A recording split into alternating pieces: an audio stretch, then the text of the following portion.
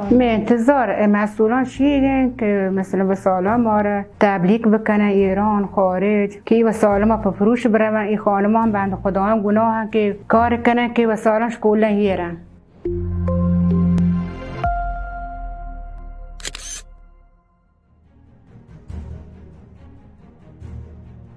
مروچی مایتگین روستای کمب و یک گزارش بگیرین چه کارگاه سوزندوزی شهر بانوان گمارا ورو همراه باید.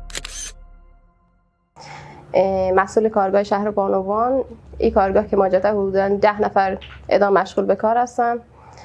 چه تپه زنی بگیر تا زهدوزی، خیاطی، آرایشگری همه کار اعدام کنه.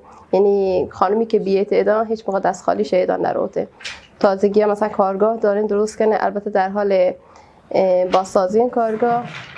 جای اعدام تنگه به قرار به سلامتی کارگاه که مثلا افتتاح بیت آبودن بره قرار نیروان هم گشتر بند فعالیت این بالاتر بروته. یه دومی کارگاه سوزندوزی که مایتگی سوزندوزی دیگه سوزندوزی بلوچی مثلا گشتر پلوار ایدان مشتری داریدن و پرکار بنپور من خانم نوروزی و مثلا گشتر همشان که تو این کار بکنه ورش آچی سیکه دوزی سیکه دوزی و باز مثلا دزبند تابلو دیگه کل چیز هرچی که دچی بیتن اده فراهمه.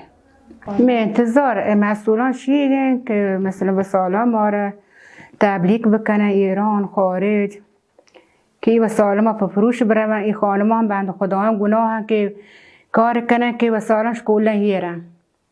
جلوتر که ما زیاد فروشیم بود تا نمایشگاه ها بین المللی تا هم چابهار منطقه آزاد باز فروش بود بله اعلان که 15 ماه کرونا یعنی که باز ما کفته میزمیم. خواهش کنم که ما رو کمک بکنن.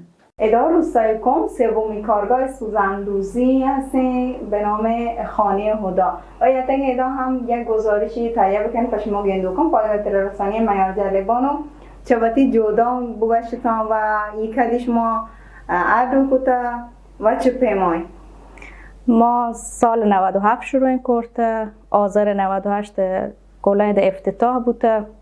ما 100 نفر زیر مجموعه داریم که 2 تا سرگروه دارن کارانش انجام بدن. کلا کار صنایع دستی انجام بده. حالا سفارش مثلا لباس محلی و کوسن، رومیزی، شال، دستبند، حصیر بافی